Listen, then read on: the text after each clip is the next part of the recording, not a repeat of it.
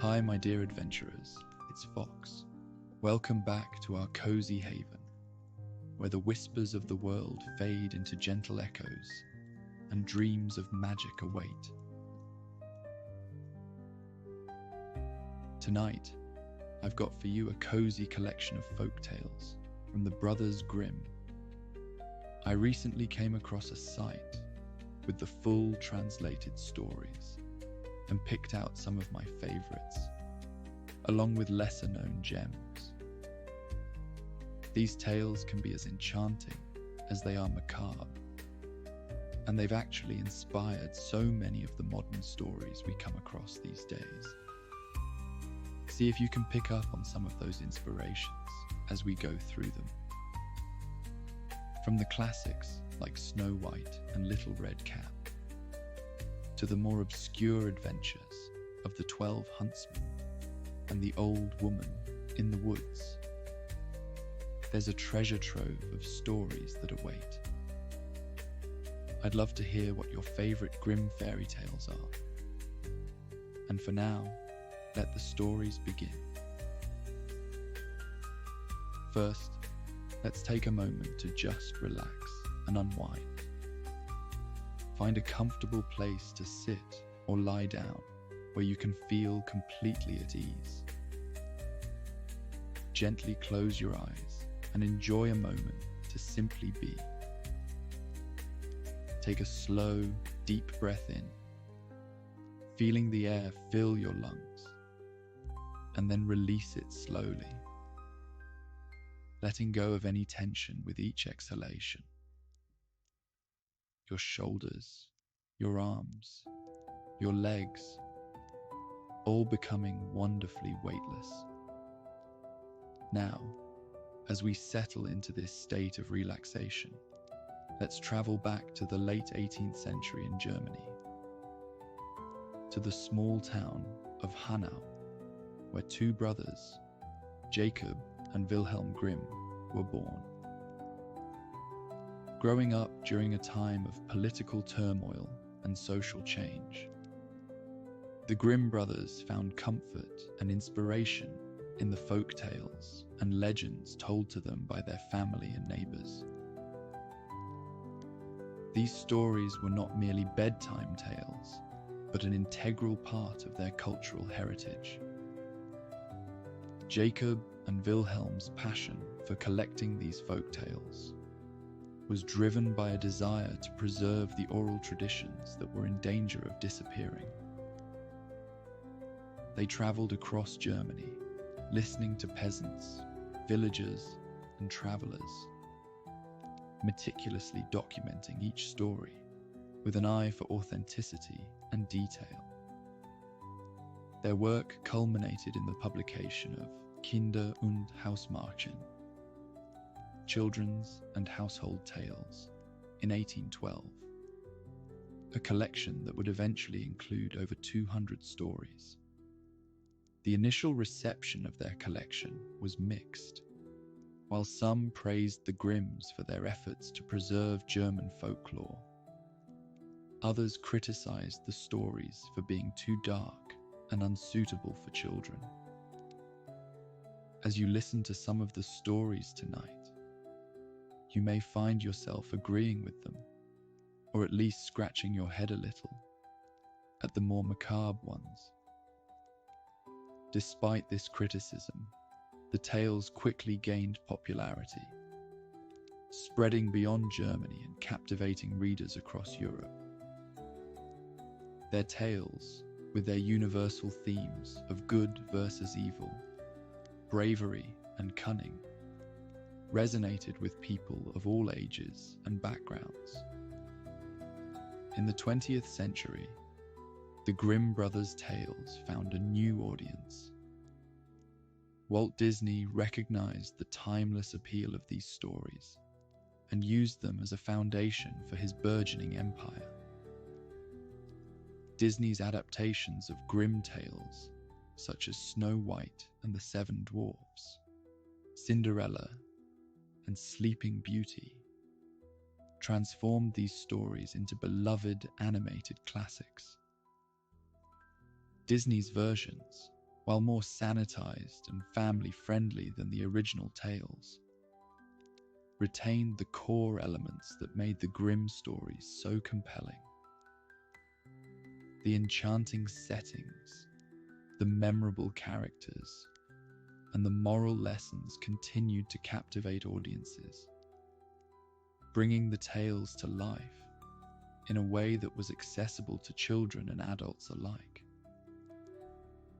Today, we see the influence of the Grimm Brothers' tales everywhere, from books and movies to television shows and video games.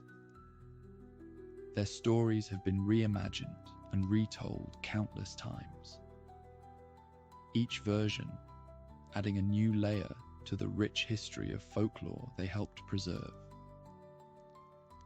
As you relax and settle in for tonight's stories, appreciate the historical significance and lasting impact of the Grimm Brothers' folktales. Let their legacy guide you through these timeless stories, a testament to the enduring power of storytelling. The Juniper Tree. Long ago, at least 2,000 years, there was a rich man who had a beautiful and pious wife, and they loved each other dearly. However, they had no children, though they wished very much to have some. And the woman prayed for them day and night, but they didn't get any. In front of their house, there was a courtyard where there stood a juniper tree. One day in winter, the woman was standing beneath it, peeling herself an apple. And while she was thus peeling the apple, she cut her finger, and the blood fell into the snow. "Oh," said the woman. She sighed heavily, looked at the blood before her, and was most unhappy. "If only I had a child as red as blood and as white as snow." And as she said that, she became quite contented and felt sure that it was going to happen.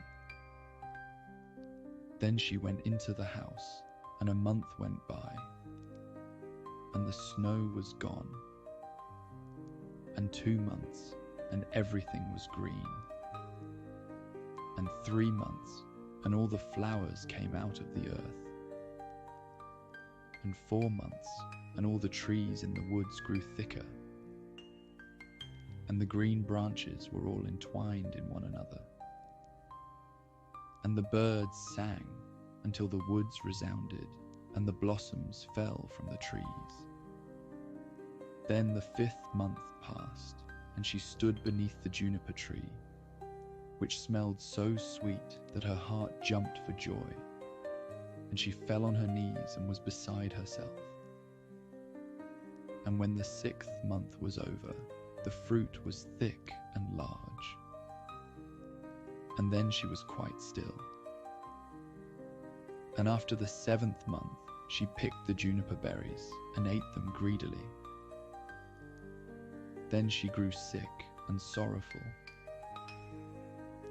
Then the 8th month passed, and she called her husband to her and cried and said, "If I die, then bury me beneath the juniper tree." Then she was quite comforted and happy until the next month was over. And then she had a child as white as snow and as red as blood. And when she saw it, she was so happy that she died. Her husband buried her beneath the juniper tree, and he began to cry bitterly. After some time, he was more at ease, and although he still cried, he could bear it. And some time later, he took another wife. He had a daughter by the second wife, but the first wife's child was a little son, and he was as red as blood and as white as snow. When the woman looked at her daughter, She loved her very much.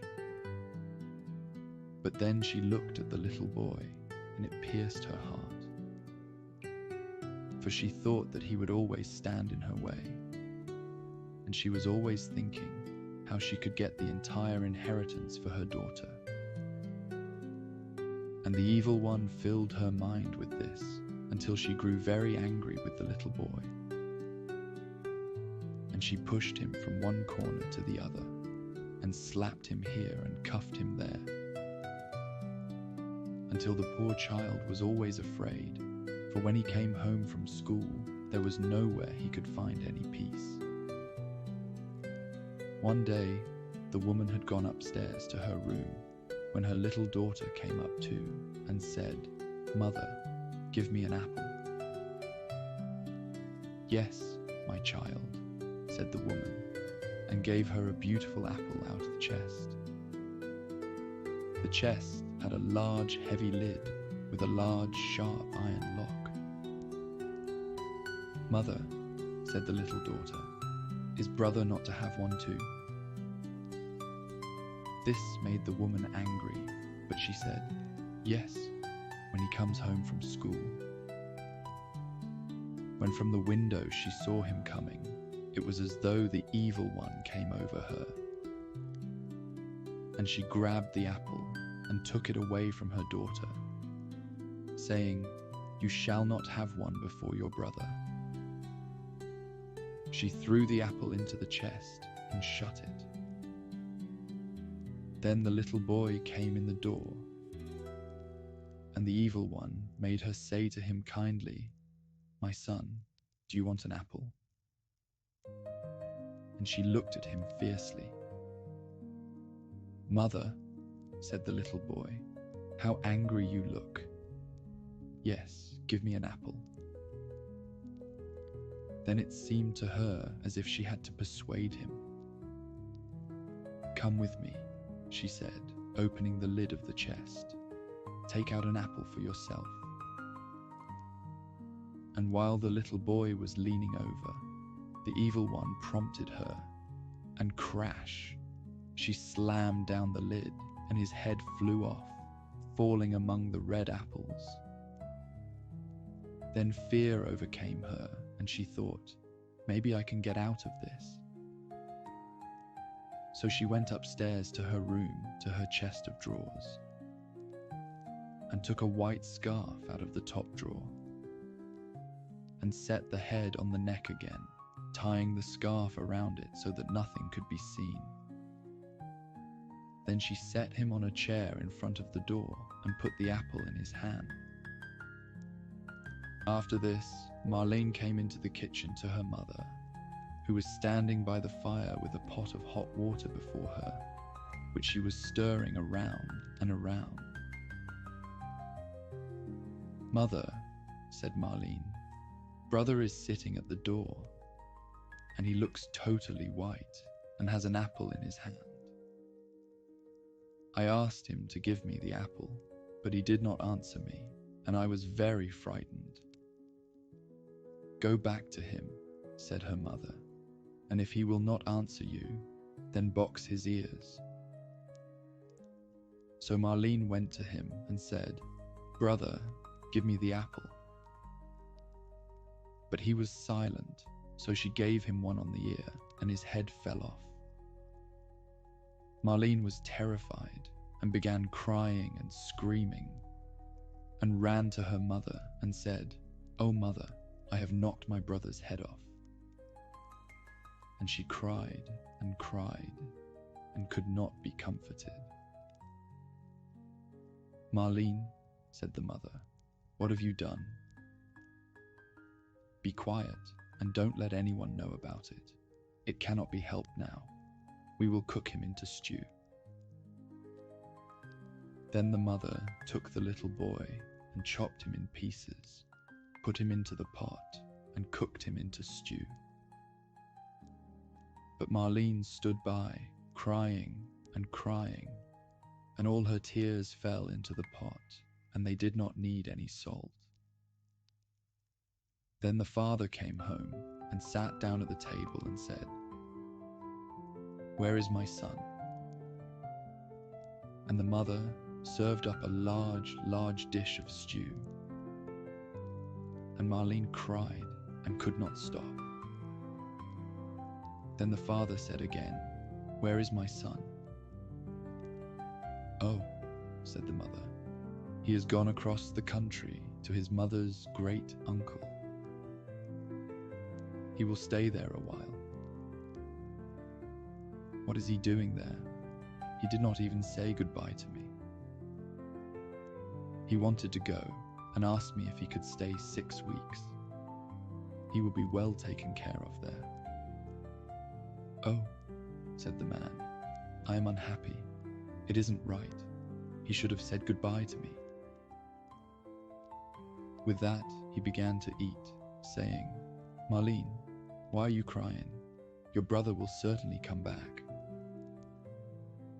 Then he said, "Wife, this food is delicious. Give me some more." And the more he ate, the more he wanted, and he said, "Give me some more. You two shall have none of it. It seems to me as if it were all mine." And he ate and ate, throwing all the bones under the table until he had finished it all.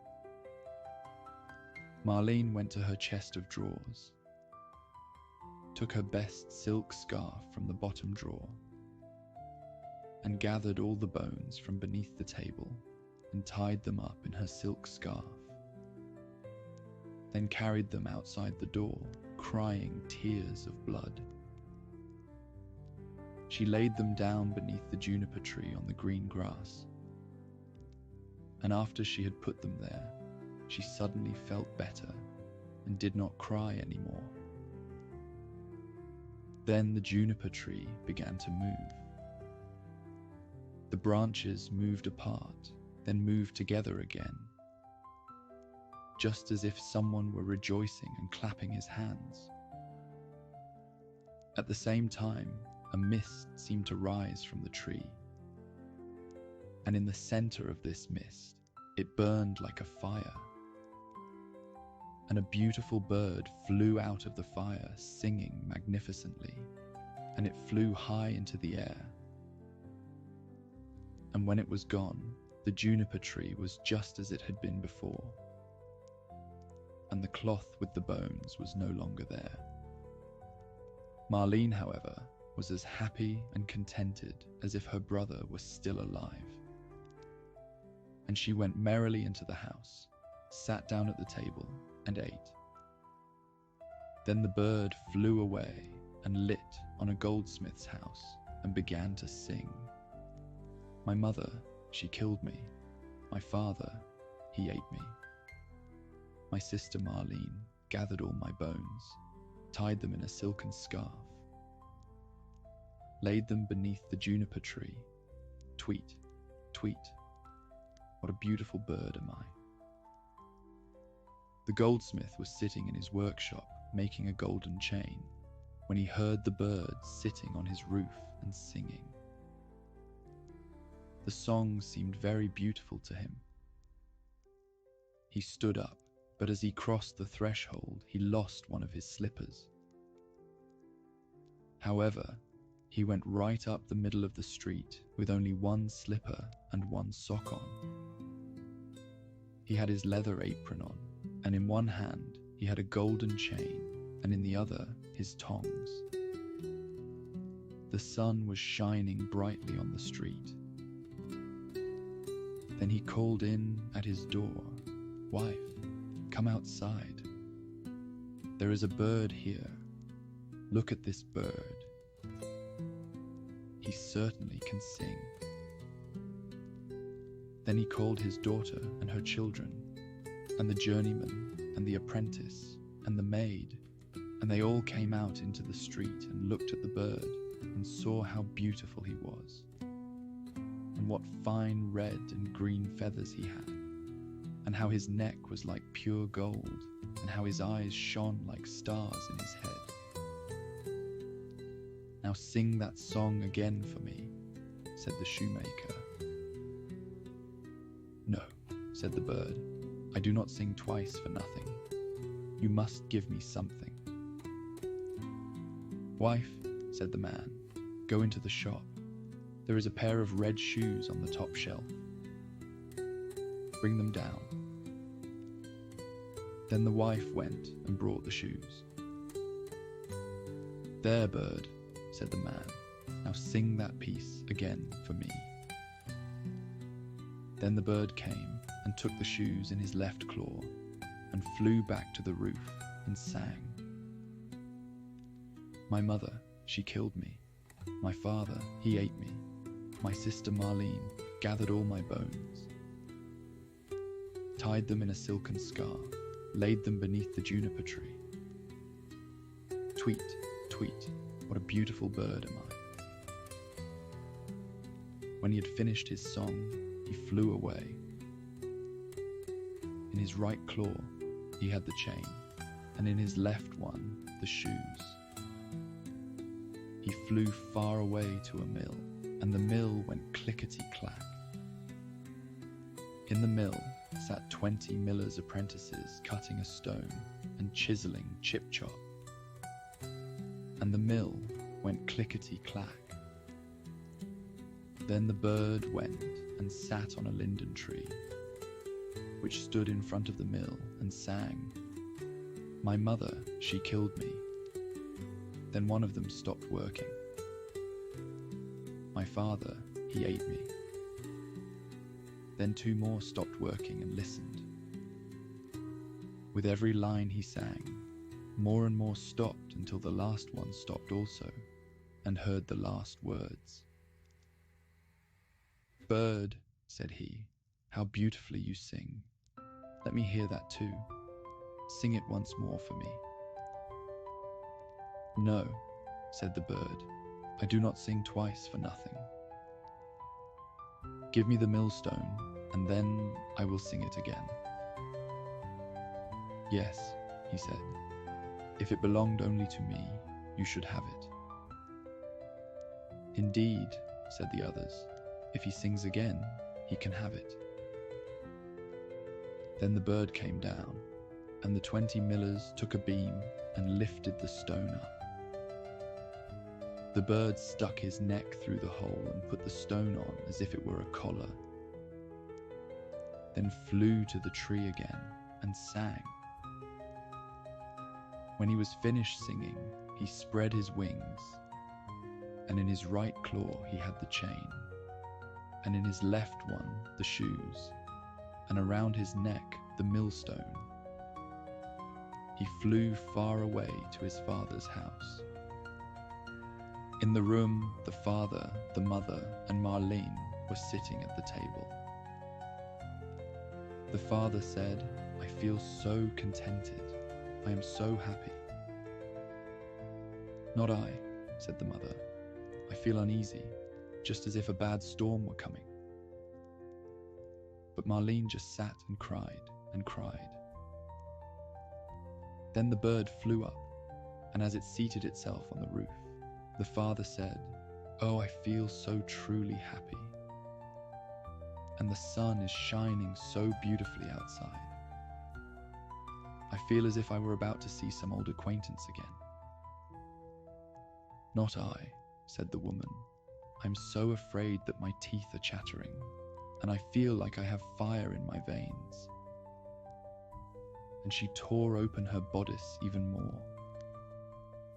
Marlene sat in a corner crying. She held a handkerchief before her eyes and cried until it was wet clear through.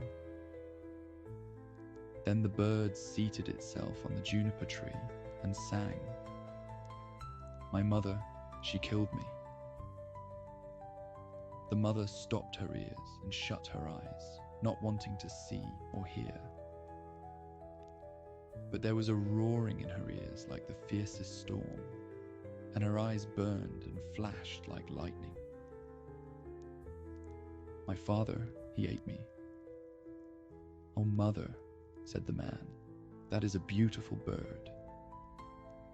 He is singing so splendidly, and the sun is shining so warmly, and it smells like pure cinnamon." my sister Marlene. Then Marlene laid her head on her knees and cried and cried. But the man said, "I'm going out. I must see the bird up close." "Don't go," said the woman. "I feel as if the whole house was shaking and on fire." But the man went out and looked at the bird, gathered all my bones, tied them in a silken scarf, laid them beneath the juniper tree. Tweet, tweet, what a beautiful bird am I. With this, the bird dropped the golden chain, and it fell right around the man's neck, so exactly around it that it fit beautifully. Then the man went in and said, "Just look what a beautiful bird that is, and what a beautiful golden chain he has given me, and how nice it looks." But the woman was terrified. She fell down on the floor in the room, and her cap fell off her head. Then the bird sang once more. "My mother killed me. I wish I were 1,000 fathoms beneath the earth, so I would not have to hear that. My father, he ate me." Then the woman fell down as if she were dead. My sister, Marlene. "Oh," said Marlene. "I too will go out and see if the bird will give me something." Then she went out, gathered all my bones, tied them in a silken scarf. He threw the shoes down to her, laid them beneath the juniper tree. Tweet, tweet, what a beautiful bird am I. Then she was contented and happy. She put on the new red shoes and danced and leapt into the house. "Oh," she said, "I was so sad when I went out, and now I am so contented. That is a splendid bird. He has given me a pair of red shoes." "No," said the woman, jumping to her feet and with her hair standing up like flames of fire.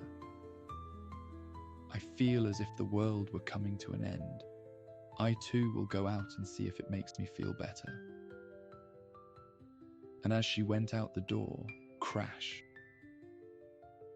The bird threw the millstone on her head, and it crushed her to death. The father and Marlene heard it and went out. Smoke, flames, and fire were rising from the place. And when that was over, the little brother was standing there.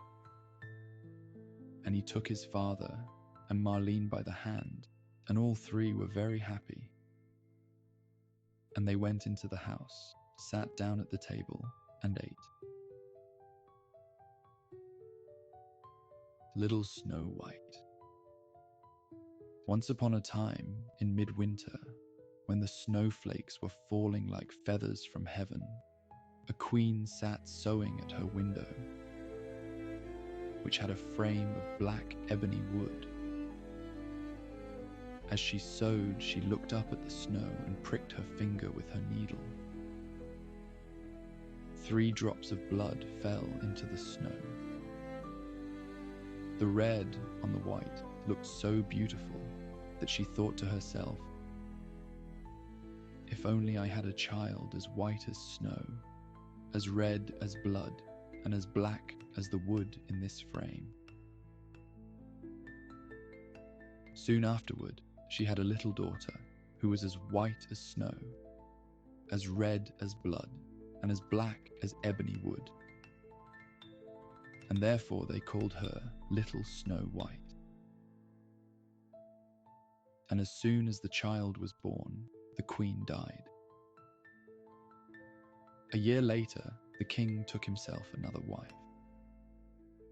She was a beautiful woman, but she was proud and arrogant, and she could not stand it if anyone might surpass her in beauty. She had a magic mirror. Every morning she stood before it, looked at herself and said, "Mirror, mirror on the wall, who in this land is fairest of all?" To this the mirror answered, "You, my queen, are fairest of all." Then she was satisfied, for she knew that the mirror spoke the truth. Snow White grew up and became ever more beautiful. When she was 7 years old, she was as beautiful as the light of day, even more beautiful than the queen herself. One day, when the queen asked her mirror, "Mirror, mirror on the wall, who in this land is fairest of all?" it answered, "You, my queen, are fair, it is true. But Snow White is 1,000 times fairer than you." The queen took fright and turned yellow and green with envy. From that hour on, whenever she looked at Snow White, her heart turned over inside her body. So great was her hatred for the girl. The envy and pride grew ever greater, like a weed in her heart, until she had no peace day and night. Then she summoned a huntsman and said to him, "Take Snow White out into the woods. I never want to see her again. Kill her, and as proof that she is dead, bring her lungs and her liver back to me." The huntsman obeyed and took Snow White into the woods. He took out his hunting knife and was about to stab it into her innocent heart, when she began to cry, saying, "Oh dear huntsman, let me live. I will run into the wild woods and never come back." Because she was so beautiful, the huntsman took pity on her, and he said, "Run away, you poor child." He thought, "The wild animals will soon devour you anyway." But still, it was as if a stone had fallen from his heart, for he would not have to kill her. Just then, a young boar came running by. He killed it, cut out its lungs and liver, and took them back to the queen as proof of Snow White's death. The cook had to boil them with salt, and the wicked woman ate them, supposing that she had eaten Snow White's lungs and liver. The poor child was now all alone in the great forest, and she was so afraid that she just looked at all the leaves on the trees and did not know what to do. Then she began to run. She ran over sharp stones and through thorns, and wild animals jumped at her, but they did her no harm. She ran as far as her feet could carry her, and just as evening was about to fall, she saw a little house and went inside in order to rest. Inside the house, everything was small, but so neat and clean that no one could say otherwise. There was a little table with a white tablecloth and 7 little plates, and each plate had a spoon, and there were 7 knives and forks and 7 mugs as well. Against the wall there were 7 little beds, all standing in a row and covered with snow white sheets. Because she was so hungry and thirsty, Snow White ate a few vegetables and a little bread from each little plate, and from each mug she drank a drop of wine. Afterward, because she was so tired, she lay down on a bed, but none of them felt right. One was too long, the other too short, until finally the 7th one was just right. She remained lying in it and trusted herself to God and fell asleep. After dark, the masters of the house returned home. They were the 7 dwarfs who picked and dug for ore in the mountains. They lit their 7 candles, and as soon as it was light in their house, they saw that someone had been there. For not everything was in the same order as they had left it. The first one said, "Who has been sitting in my chair?" The second one, "Who has been eating from my plate?" The third one, "Who has been eating my bread?" The fourth one, "Who has been eating my vegetables?" The fifth one, "Who has been sticking with my fork?" The sixth one, "Who has been cutting with my knife?" The seventh one, "Who has been drinking from my mug?" Then the first one saw that there was a little imprint in his bed and said, "Who stepped on my bed?" The others came running up and shouted, "Someone has been lying in mine as well." But the seventh one, looking at his bed, found Snow White lying there asleep. The 7 dwarfs all came running up, and they cried out with amazement. They fetched their 7 candles and shone the light on Snow White. "Oh, good heaven," they cried, "this child is so beautiful." They were so happy that they did not wake her up, but let her continue to sleep there in the bed. The 7th dwarf had to sleep with his companions, 1 hour with each one, and then the night was done. The next morning, Snow White woke up, and when she saw the 7 dwarfs, she was frightened. But they were friendly and asked, "What is your name?" "My name is Snow White," she answered. "How did you find your way to our house?" the dwarfs asked further. Then she told them that her stepmother had tried to kill her, that the huntsman had spared her life, and that she had run the entire day, finally coming to their house. The dwarf said, "If you will keep house for us, and cook, make beds, wash, sew, and knit, and keep everything clean and orderly, then you can stay with us, and you shall have everything that you want." "Yes," said Snow White, "with all my heart." So she kept house for them.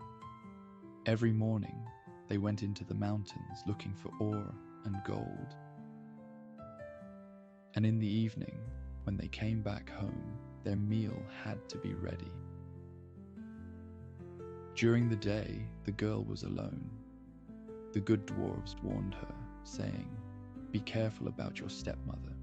She will soon know that you are here. Do not let anyone in."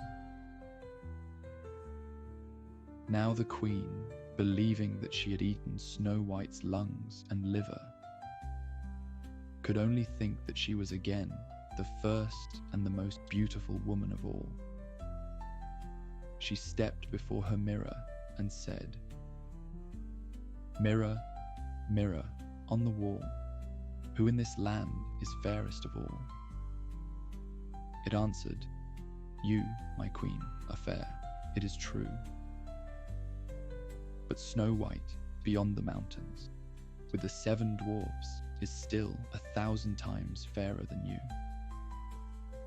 This startled the queen, for she knew that the mirror did not lie. And she realized that the huntsman had deceived her, and that Snow White was still alive. Then she thought and thought again how she could kill Snow White. For as long as she was not the most beautiful woman in the entire land, her envy would give her no rest. At last, she thought of something. Coloring her face, she disguised herself as an old peddler woman so that no one would recognize her. In this disguise, she went to the house of the 7 dwarfs. Knocking on the door, she called out, "Beautiful wares for sale." Snow White peered out the window and said, "Good day, dear woman. What do you have for sale?" "Good wares, beautiful wares," she answered. "Bodice laces in all colours." And she took out one that was braided from colourful silk. "Would you like this one?"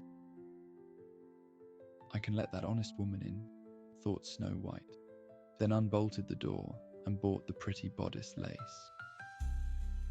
"Child," said the old woman, "how you look. Come, let me lace you up properly." The unsuspecting Snow White stood before her and let her do up the new lace. But the old woman pulled so quickly and so hard that Snow White could not breathe. "You used to be the most beautiful one," said the old woman, and hurried away. Not long afterward, in the evening time, the 7 dwarfs came home. How terrified they were when they saw their dear Snow White lying on the ground, not moving at all, as though she were dead. They lifted her up, and seeing that she was too tightly laced, they cut the lace in two. Then she began to breathe a little, and little by little she came back to life. When the dwarfs heard what had happened, they said, "The old peddler woman was no one else but the godless queen. Take care and let no one in when we are not with you." When the wicked woman returned home, she went to her mirror and asked, "Mirror, mirror on the wall, who in this land is fairest of all?" The mirror answered once again, "You, my queen, are fair, it is true. But Snow White, beyond the mountains, with the 7 dwarfs, is still 1,000 times fairer than you." When she heard that, all her blood ran to her heart, because she knew that Snow White had come back to life. "This time," she said, "I shall think of something that will destroy you." Then, with the art of witchcraft, which she understood, she made a poisoned comb. Then she disguised herself, taking the form of a different old woman. Thus she went across the 7 mountains to the 7 dwarves, knocked on the door and called out, "Good wares for sale, for sale." Snow White looked out and said, "Go on your way. I am not allowed to let anyone in."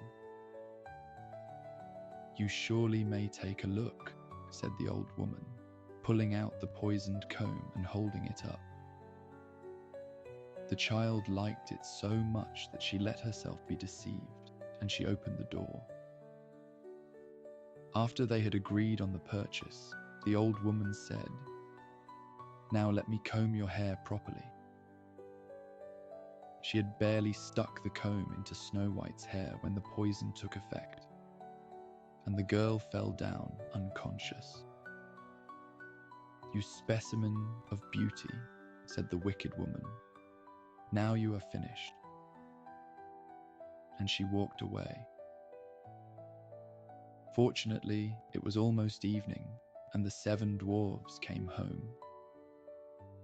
When they saw Snow White lying on the ground as if she were dead, they immediately suspected her stepmother.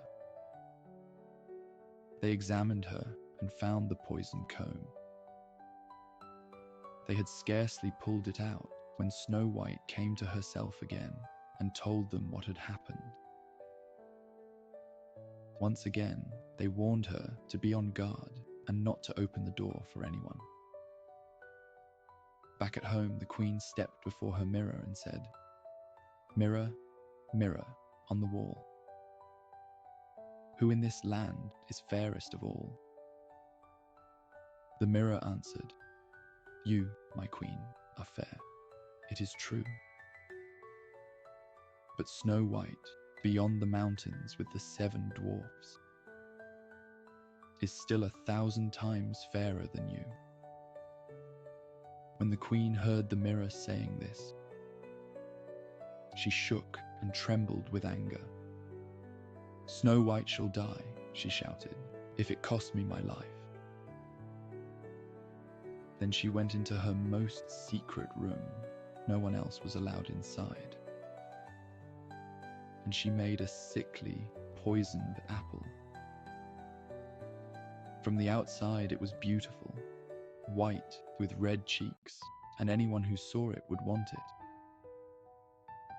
But anyone who might eat a little piece of it would die.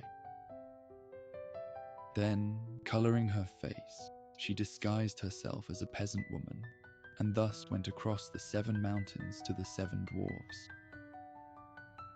She knocked on the door. Snow White stuck her head out the window and said, "I am not allowed to let anyone in. The dwarfs have forbidden me to do so." "That is all right with me," answered the peasant woman. "I'll easily get rid of my apples. Here, I'll give you one of them." "No," said Snow White, "I cannot accept anything." "Are you afraid of poison?" asked the old woman. "Look, I'll cut the apple in 2. You eat the red half, and I shall eat the white half." Now the apple had been so artfully made that only the red half was poisoned. Snow White longed for the beautiful apple, and when she saw that the peasant woman was eating part of it, she could no longer resist. And she stuck her hand out and took the poisoned half. She barely had a bite in her mouth when she fell to the ground dead. The queen looked at her with a gruesome stare, laughed loudly, and said, "White as snow, red as blood, black as ebony wood. This time the dwarfs cannot awaken you." Back at home, she asked her mirror, "Mirror, mirror on the wall, who in this land is fairest of all?" It finally answered, "You, my queen, are fairest of all." Then her envious heart was at rest, as well as an envious heart can be at rest. When the dwarves came home that evening, they found Snow White lying on the ground. She was not breathing at all. She was dead. They lifted her up and looked for something poisonous. They undid her laces. They combed her hair. They washed her with water and wine. But nothing helped. The dear child was dead, and she remained dead. They laid her on a bier, and all 7 sat next to her, and mourned for her, and cried for 3 days. They were going to bury her, but she still looked as fresh as a living person, and still had her beautiful red cheeks. They said, "We cannot bury her in the black earth." And they had a transparent glass coffin made, so she could be seen from all sides. They laid her inside, and with golden letters wrote on it her name, and that she was a princess. Then they put the coffin outside on a mountain, and one of them always stayed with it and watched over her. The animals too came and mourned for Snow White. First an owl, then a raven, and finally a dove. Snow White lay there in the coffin a long, long time, and she did not decay, but looked like she was asleep. For she was still as white as snow and as red as blood. and as black-haired as ebony wood. Now it came to pass that a prince entered these woods and happened onto the dwarf's house, where he sought shelter for the night. He saw the coffin on the mountain with beautiful Snow White in it, and he read what was written on it with golden letters. Then he said to the dwarves, "Let me have the coffin. I will give you anything you want for it." But the dwarves answered, "We will not sell it for all the gold in the world." Then he said, "Then give it to me, for I cannot live without being able to see Snow White. I will honor her and respect her as my most cherished one." As he thus spoke, the good dwarfs felt pity for him and gave him the coffin. The prince had his servants carry it away on their shoulders. But then it happened that one of them stumbled on some brush, and this dislodged from Snow White's throat the piece of poisoned apple that she had bitten off. Not long afterwards, she opened her eyes, lifted the lid from her coffin, sat up, and was alive again. "Good heavens, where am I?" she cried out. The prince said joyfully, "You are with me." He told her what had happened and then said, "I love you more than anything else in the world. Come with me to my father's castle. You shall become my wife." Snow White loved him, and she went with him. Their wedding was planned with great splendor and majesty. Snow White's godless stepmother was also invited to the feast. After putting on her beautiful clothes, she stepped before her mirror and said, "Mirror, mirror on the wall, who in this land is fairest of all?" The mirror answered, "You, my queen, are fair, it is true. But the young queen is 1,000 times fairer than you." The wicked woman uttered a curse, and she became so frightened that she did not know what to do. At first, she did not want to go to the wedding, but she found no peace. She had to go and see the young queen. When she arrived, she recognized Snow White, and terrorized, she could only stand there without moving. Then they put a pair of iron shoes into burning coals. They were brought forth with tongs and placed before her. She was forced to step into the red-hot shoes and dance until she fell down dead.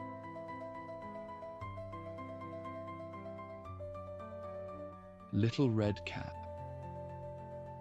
Once upon a time, there was a sweet little girl. Everyone who saw her liked her, but most of all, her grandmother, who did not know what to give the child next. Once she gave her a little cap made of red velvet, because it suited her so well, and she wanted to wear it all the time. She came to be known as the Little Red Cap. One day, her mother said to her, "Come, Little Red Cap. Here is a piece of cake and a bottle of wine. Take them to your grandmother. She is sick and weak, and they will do her well. Mind your manners and give her my greetings. Behave yourself on the way and do not leave the path, or you might fall down and break the glass, and then there will be nothing for your grandmother. And when you enter her parlor, don't forget to say good morning, and don't peer into all the corners first." "I'll do everything just right," said Little Red Cap, shaking her mother's hand. The grandmother lived out in the woods, a half hour from the village. When Little Red Cap entered the woods, a wolf came up to her. She did not know what a wicked animal he was, and was not afraid of him. "Good day to you, Little Red Cap." "Thank you, Wolf." "Where are you going so early, Little Red Cap?" "To grandmother's." "And what are you carrying under your apron?" "Grandmother is sick and weak, and I'm taking her some cake and wine. We baked yesterday, and they should be good for her and give her strength." "Little Red Cap, just where does your grandmother live?" "Her house is good quarter hour from here in the woods, under the 3 large oak trees. There's a hedge of hazel bushes there." "You must know the place," said Little Red Cap. The wolf thought to himself, "Now that sweet young thing is a tasty bite for me. She will taste even better than the old woman. You must be sly, and you can catch them both." He walked along a little while with Little Red Cap. Then he said, "Little Red Cap, just look at the beautiful flowers that are all around us. Why don't you go and take a look? And I don't believe you can hear how beautifully the birds are singing. You are walking along as though you were on your way to school. It is very beautiful in the woods." Little Red Cap opened her eyes, and when she saw the sunbeams dancing to and fro through the trees, and how the ground was covered with beautiful flowers, she thought, "If I take a fresh bouquet to grandmother, she will be very pleased. Anyway, it is still early, and I'll be home on time." And she ran off the path into the woods, looking for flowers. Each time she picked one, she thought that she could see an even more beautiful one a little way off. And she ran after it, going further and further into the woods. But the wolf ran straight to the grandmother's house and knocked on the door. "Who's there?" "Little Red Cap, I'm bringing you some cake and wine. Open the door." "Just press the latch," called out the grandmother. "I'm too weak to get up." The wolf pressed the latch, and the door opened. He stepped inside, went straight to the grandmother's bed, and ate her up. Then he put on her clothes, put her cap on his head, got into her bed, and pulled the curtains shut. Little Red Cap had run after the flowers. After she had gathered so many that she could not carry any more, she remembered her grandmother, and then continued on her way to her house. She found, to her surprise, that the door was open. She walked into the parlor, and everything looked so strange that she thought, "Oh my God, why am I so afraid? I usually like it at grandmother's." She called out, "Good morning," but received no answer.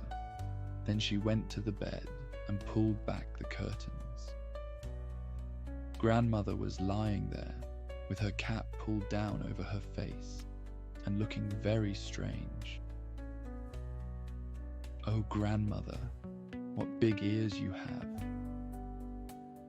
All the better to hear you with. Oh, grandmother, what big eyes you have. All the better to see you with.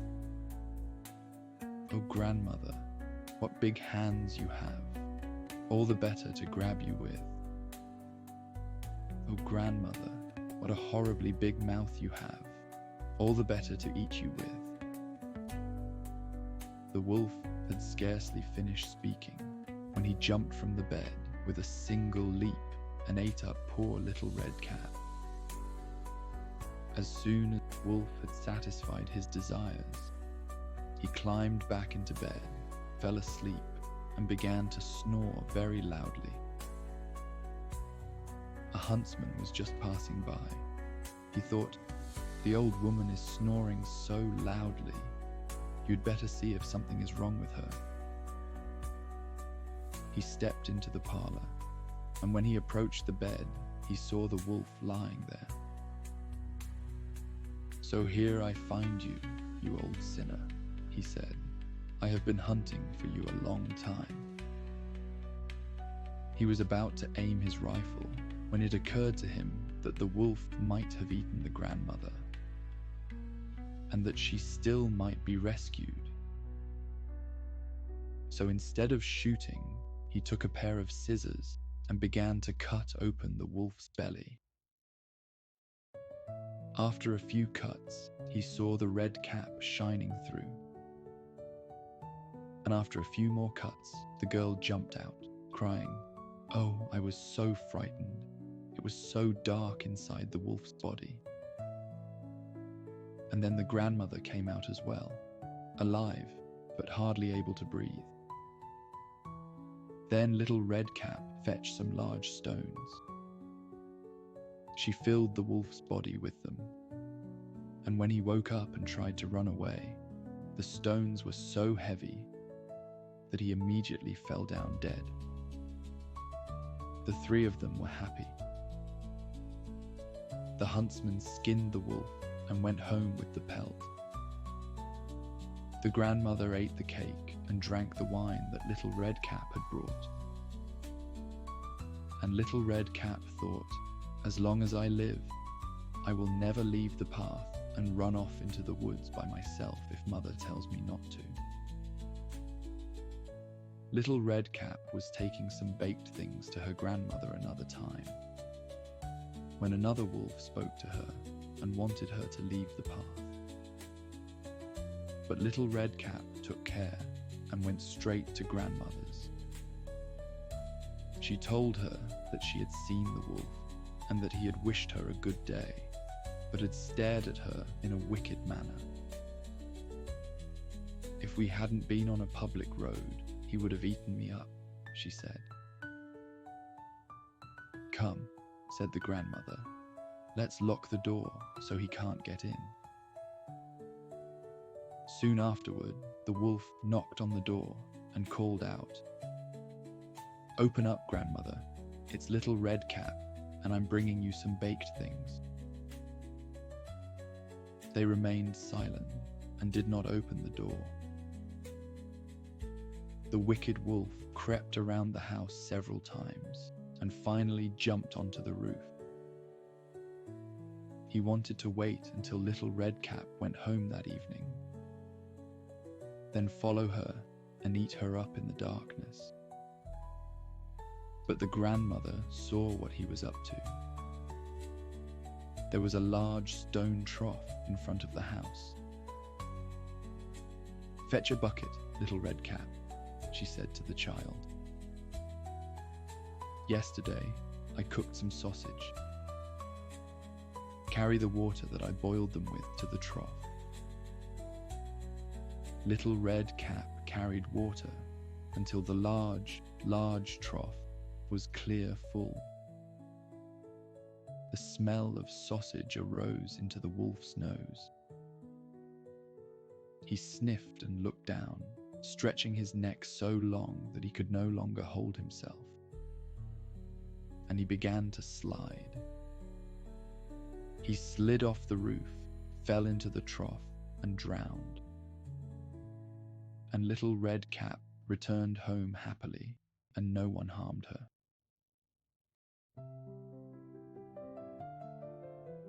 The 12 Huntsmen. Once upon a time, there was a prince who had a fiancée whom he loved very much.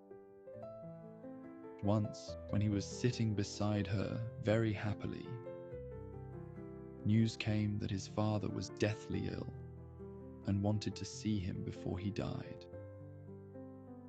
Then he said to his beloved, "I must now go and leave you. I give you a ring to remember me by. As soon as I am king, I will return and take you home with me." Then he rode away, and when he reached his father, the latter was mortally ill and near death. The king said to him, "My dearest son, I wanted to see you one more time before my end. Promise me to marry the woman of my choice." And he named a certain princess who was to become his wife.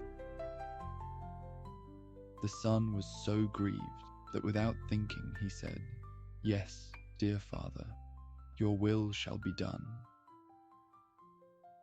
Then the king closed his eyes and died. After the son had been proclaimed king and the period of mourning had passed, he had to keep the promise that he had given his father. He proposed marriage to the princess, and she was promised to him. His first fiancée heard about this and was so saddened by his faithlessness that she nearly died. Then her father said to her, "Dearest child, why are you so sad? You shall have whatever you want."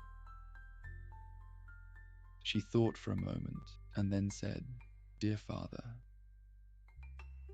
I want 11 girls, exactly like myself in appearance, figure, and size." The father said, "If it is possible, your wish shall be fulfilled."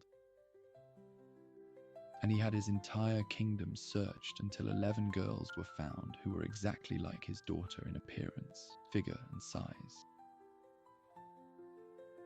When they came to the princess, she had 12 huntsmen's outfits made, each one like the others. The 11 girls put on the huntsmen's outfits, and she herself put on the 12th outfit. After this, she took leave of her father and rode away with them. They rode to the court of her former fiancé, whom she loved so dearly. There she asked if he needed any huntsmen, and if he would take all of them into his service. The king looked at her without recognizing her. Because they were such good-looking fellows, he said, yes, that he would willingly take them. And then they were the king's 12 huntsmen.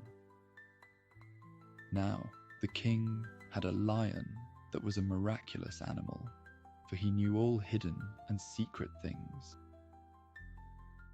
It happened that one evening, the lion said to the king, "You think that you have 12 huntsmen?" "Yes," said the king, "they are 12 huntsmen." The lion continued, "You are mistaken, they are 12 girls." The king said, "That is absolutely not true. How can you prove that to me?" "Oh, just have some peas scattered in your antechamber," answered the lion, "and then you shall soon see. Men have a firm step, and when they walk over the peas, none of them will be moved. On the other hand, girls trip and skip and shuffle their feet, rolling the peas about." The king liked this advice and had peas scattered on the floor. Now, one of the king's servants liked the huntsmen, and when he heard that they were going to be put to this test, he went to them and told them everything, saying, "The lion wants to make the king believe that you are girls." The princess thanked him, then said to her girls, "Be strong and step firmly on the peas." The next morning, the king had the 12 huntsmen called before him. When they came into the antechamber where the peas were lying, they stepped so firmly on them and had such a strong, sure walk that not one of the peas rolled or moved. After they had gone, the king said to the lion, "You lied to me. They walk just like men." The lion said, "They knew that were going to be put to a test and acted like they were strong. Just have 12 spinning wheels brought into the antechamber. They will go up to them and admire them. No man would do that."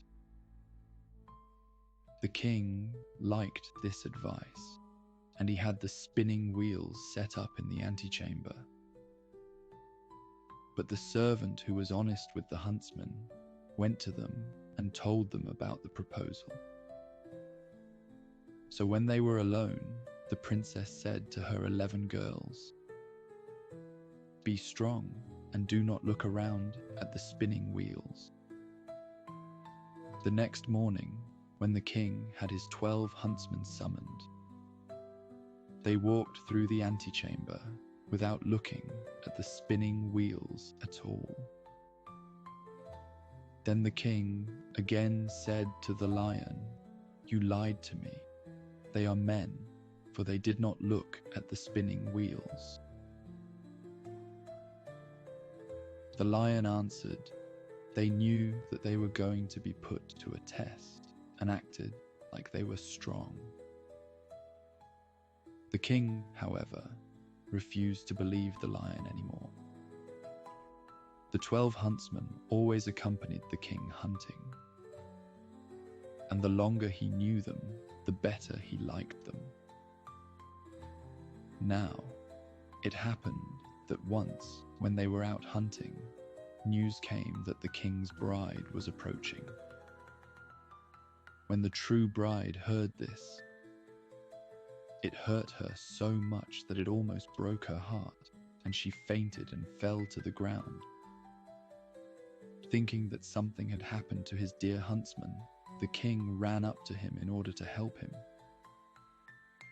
Pulling the huntsman's glove off, he saw the ring that he had given to his first fiancée, and when he looked into her face, he recognized her. Then his heart was so touched that he kissed her. And when she opened her eyes, he said, "You are mine, and I am yours, and no one in the world can change that." He sent a messenger to the other bride and asked her to return to her own kingdom. For as he informed her, he already had a wife, and someone who had found an old key did not need a new one.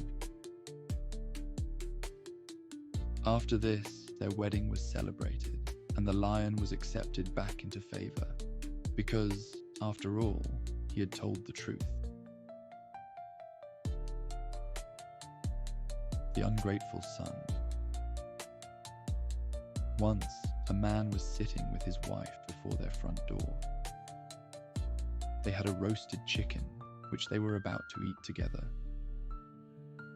Then the man saw that his aged father was approaching, and he hastily took the chicken and hid it, for he did not want to share it with him.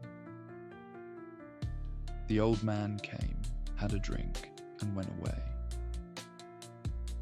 Now the son wanted to put the roasted chicken back onto the table. But when he reached for it, it had turned into a large toad, which jumped onto his face and sat there and never went away again. If anyone tried to remove it, it looked venomously at them, as though it would jump into their face, so that no one dared to touch it. And the ungrateful son was forced to feed the toad every day, or else it would eat from his face, and thus he went to and fro in the world without rest. Choosing a bride. There was a young herdsman who wanted very much to marry, and was acquainted with 3 sisters. Each one was just as beautiful as the other, so it was difficult for him to make a choice. He could not decide to give the preference to any one of them.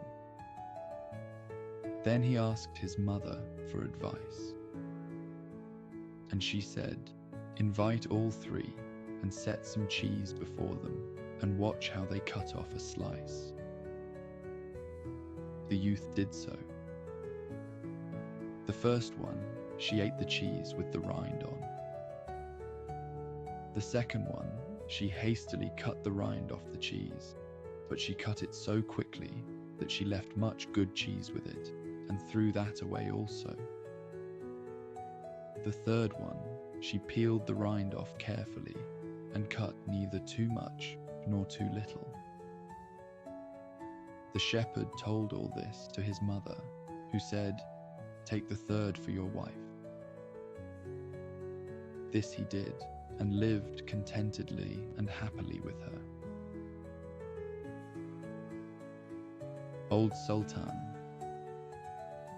A farmer had a faithful dog named Sultan, who had grown old and lost all his teeth, and could no longer hold on to anything. One day, the farmer was standing with his wife before the house door, and said, "Tomorrow, I intend to shoot old Sultan. He is no longer of any use." His wife, who felt pity for the faithful animal, answered, "He has served us so long and been so faithful that we might well give him his keep." "What?" said the man. "You are not very bright. He doesn't have a tooth left in his mouth, and no thief is afraid of him. He can go now. If he has served us, he has eaten well for it." The poor dog, who was lying stretched out in the sun not far off, heard everything and was sorry that tomorrow was to be his last day. He had a good friend, the wolf, and he crept out in the evening into the forest to him and complained of the fate that awaited him. "Listen, kinsman," said the wolf, "be of good cheer. I will help you out of your trouble. I have thought of something. Tomorrow, early in the morning, your master is going with his wife to make hay. And they will take their little child with them, for no one will be left behind in the house. While they are at work, they lay the child behind the hedge in the shade. You lie down there too, just as if you wanted to guard it. Then I will come out of the woods and carry off the child. You must run swiftly after me, as if you would take it away from me. I will let it fall, and you will take it back to its parents, who will think that you have rescued it and will be far too grateful to do you any harm. On the contrary, you will be treated royally, and they will never let you want for anything again." This idea pleased the dog, and it was carried out just as planned. The father screamed when he saw the wolf running across the field with his child. But when old Sultan brought it back, he was full of joy and stroked him and said, "Not a hair of yours shall be hurt. You shall eat free bread as long as you live." And to his wife he said, "Go home at once, and make old Sultan some bread soup that he will not have to bite, and bring the pillow from my bed. I will give it to him to lie on." From then on, old Sultan was as well off as he could possibly wish. Soon afterwards, the wolf visited him, and was pleased that everything had succeeded so well. "But kinsman," he said, "you will just close one eye if, when I have a chance, I carry off one of your master's fat sheep." "Don't count on that," answered the dog. "I will remain true to my master. I cannot agree to that." The wolf thought that this was not spoken in earnest, and he crept up in the night to take away the sheep. But the farmer, to whom the faithful Sultan had told the wolf's plan, was waiting for him, and combed his hair cruelly with a flail. The wolf had to flee, but he cried out to the dog, "Just wait, you scoundrel, you'll regret this." The next morning, the wolf sent the boar to challenge the dog to come out into the forest and settle the affair. Old Sultan could find no one to be his second but a cat with only 3 legs. As they went out together, the poor cat limped along, stretching its tail upward with pain. The wolf and his friend were already at the appointed place. But when they saw their enemy coming, they thought that he was bringing a saber with him, for they mistook the cat's outstretched tail for one. And when the poor animal hopped on 3 legs, they thought that each time it was picking up a stone to throw at them. Then they took fright. The wild boar crept into the underbrush, and the wolf jumped up a tree. As the dog and the cat approached, they wondered why no one was to be seen. The wild boar, however, had not been able to hide himself completely in the leaves.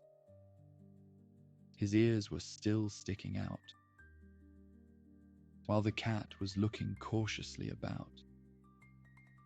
The boar wiggled his ears, and the cat, who thought it was a mouse, jumped on it and bit down hard. The boar jumped up, screaming loudly, "The guilty one is up in the tree." The dog and cat looked up and saw the wolf, who was ashamed for having shown such fear, and who then made peace with the dog.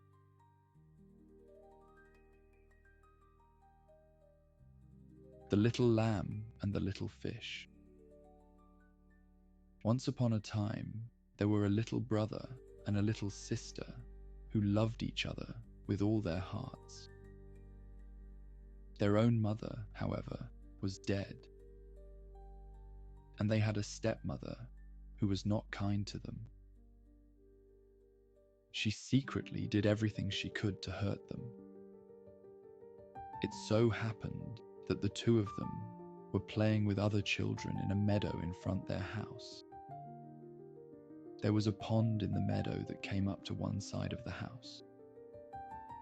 The children ran around it, caught one another, and played a counting out game. "Eeny, meeny, let me live, and to you, my bird, I'll give. The little bird will bring me straw. The straw I'll give then to the cow, for which the cow will give me milk. The milk I'll to the baker take, with which he then will bake a cake. The cake I'll then give to the cat. Little cat will catch some mice for that.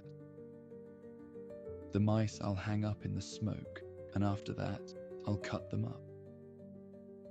While playing this game, they stood in a circle. The one to whom they were pointing when they said, "Cut them up," had to run away, and all the others would run after them and catch them. While they were thus running about so joyfully, the stepmother was watching them from the window and grew angry.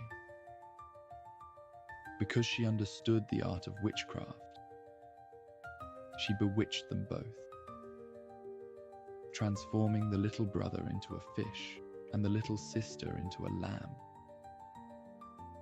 The little fish swam back and forth in the pond and was sad, and the little lamb walked back and forth in the meadow and was sad and would not eat. She would not even touch one blade of grass. Thus a long time passed, and then some strangers came as guests to the castle. The treacherous stepmother thought, "Now is my chance." and called the cook and said to him, "Go and fetch the lamb from the meadow and slaughter it. We have nothing else for our guests." The cook went and got the little lamb, took her into the kitchen and tied her feet together. She bore all this patiently. The cook then took out his knife and was whetting it to kill the little lamb. However, he looked over and saw a little fish was swimming back and forth in the water in front of the gutter and looking up at him. This was the little brother.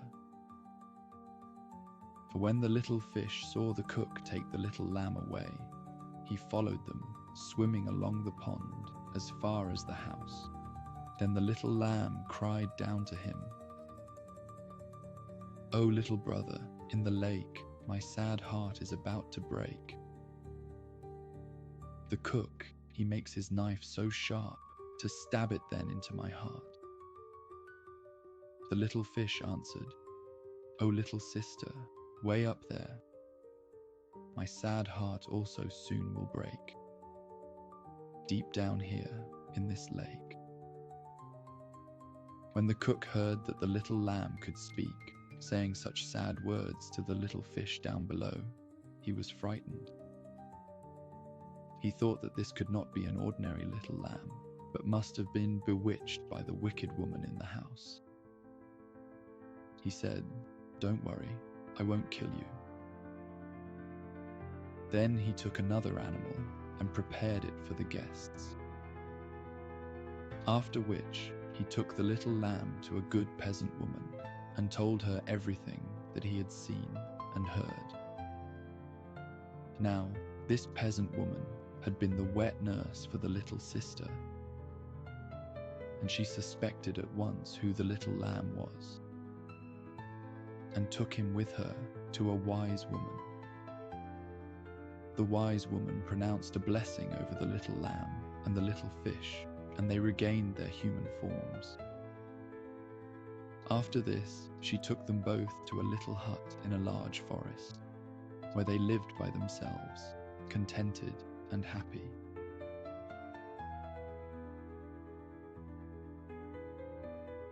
The Wolf and the 7 Young Goats. Once upon a time, there was an old goat. She had 7 little goats and loved them all, just as a mother loves her children. One day, she wanted to go into the woods to get some food. So she called all 7 to her and said, "Children dear, I am going into the woods. Be on your guard for the wolf. If he gets in, he will eat up all of you all, even your skin and hair. The villain often disguises himself, but you will recognize him at once by his rough voice and his black feet." The kids said, "Mother dear, we will take care of ourselves. You can go away without any worries." Then the old one bleated and went on her way with her mind at ease. It was not long before someone knocked at the door and called out, "Open the door, children dear. Your mother is here and has brought something for each one of you." But the little kids knew from the rough voice that it was the wolf. "We will not open the door," they cried out. "You are not our mother. She has a soft and gentle voice, but your voice is rough. You are the wolf." So the wolf went to a shopkeeper and bought himself a large piece of chalk, which he ate, making his voice soft. Then he came back and knocked at the door, calling out, "Open the door, children dear. Your mother is here and has brought something for each one of you." But the wolf laid one of his black paws inside the window. The children saw it and cried out, "We will not open the door. Our mother does not have a black foot like you. You are the wolf." So the wolf ran to a baker and said, "I have sprained my foot. Rub some dough on it for me." After the baker had rubbed dough on his foot, the wolf ran to the miller and said, "Sprinkle some white flour on my foot for me." The miller thought, the wolf wants to deceive someone, and refused to do it. So the wolf said, "If you will not do it, I will eat you up." That frightened the miller, and he made his paw white for him. Yes, that is the way people are. Now the villain went for a third time to the door, knocked at it, and said, "Open the door for me, children. Your dear little mother has come home and has brought every one of you something from the woods." The little kids cried out, "First show us your paw, so we may know that you are our dear little mother." So he put his paw inside the window, and when they saw that it was white, they believed that everything he said was true, and they opened the door. But who came in? It was the wolf. They were terrified and wanted to hide. One jumped under the table, the second into the bed, the third into the stove, the fourth into the kitchen, the fifth into the cupboard, the sixth under the wash basin, and the seventh into the clock case. But the wolf found them all, and with no further ado, he swallowed them down his throat, one after the other. However, he did not find the youngest goat, the one who was in the clock case. After satisfying his appetite, he went outside and lay down under a tree in the green meadow and fell asleep. Soon afterward, the old goat came home from the woods. Oh, what a sight she saw there! The door stood wide open. Table, chairs, and benches were tipped over. The wash basin was in pieces. The covers and pillows had been pulled off the bed. She looked for her children, but they were nowhere to be found. She called them by name, one after the other, but no one answered. When she at last came to the youngest, a soft voice cried out, "Mother dear, I am hiding in the clock case." She took it out, and it told her that the wolf had come and had eaten up all the others. You can just imagine how she cried for her poor children. Finally, in her despair, she went outside, and the youngest kid ran with her. They came to the meadow, and there lay the wolf by the tree, snoring so loudly that the branches shook. She looked at him from all sides and saw that something was moving and jiggling inside his full belly. Good gracious, she thought. Is it possible that my poor children, whom he has swallowed down for his supper, can still be alive? The mother goat sent the kid home and to fetch scissors and a needle and thread. She then cut open the monster's paunch. She had scarcely made one cut before a little kid stuck its head out.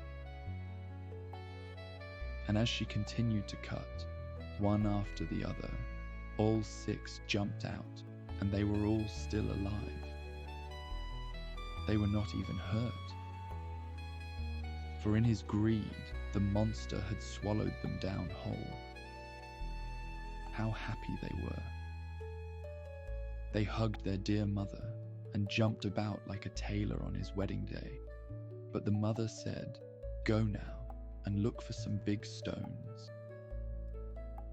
We will fill the godless beast's stomach with them while he is still asleep." The 7 goats quickly brought the stones, and they put as many of them into his stomach as it would hold. Then the mother hurriedly sewed him up again. He was not aware of anything and never once stirred. The wolf finally awoke and got up onto his legs. Because the stones in his stomach made him very thirsty, he wanted to go to a well and get a drink. But when he began to walk and to move about, the stones in his stomach knocked against each other and rattled. Then he cried out, "What rumbles and tumbles inside of me?" I thought it was kids, but it's stones that they be. When he got to the well and leaned over the water to drink, the heavy stones pulled him in, and he drowned miserably. When the 7 goats saw what had happened, they ran up and cried out, "The wolf is dead, the wolf is dead." And with their mother, they danced for joy around about the well.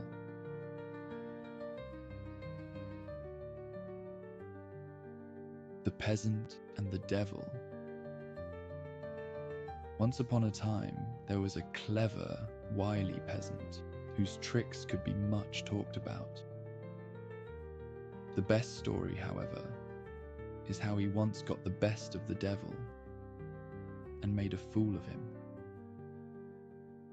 One day, the peasant had been working in his field.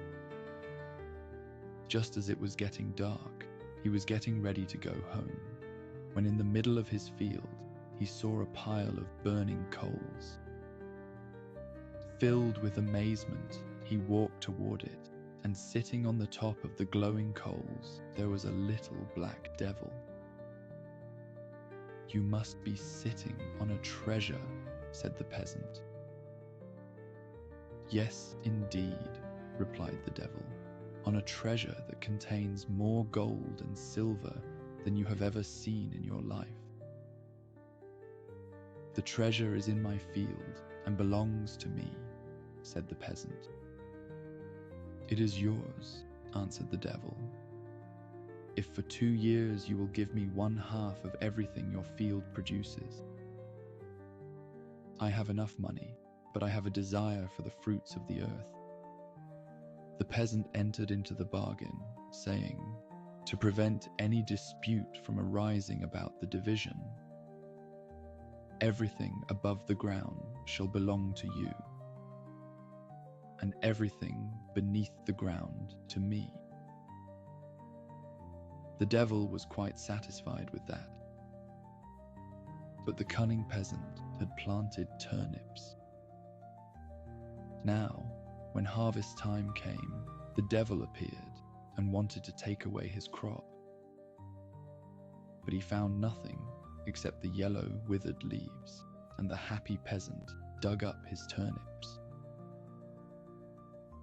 "You got the best of me this time," said the devil, "but it won't happen again. Next time, what grows above ground shall be yours, and what is under it shall be mine." "That is all right with me," answered the peasant. When planting time came, the peasant did not plant turnips again, but wheat.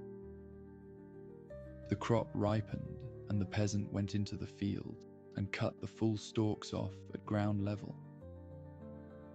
When the devil came, he found nothing but the stubble, and he angrily disappeared into a chasm in a cliff. "That's the way one has to deal with foxes," said the peasant, then carried away the treasure.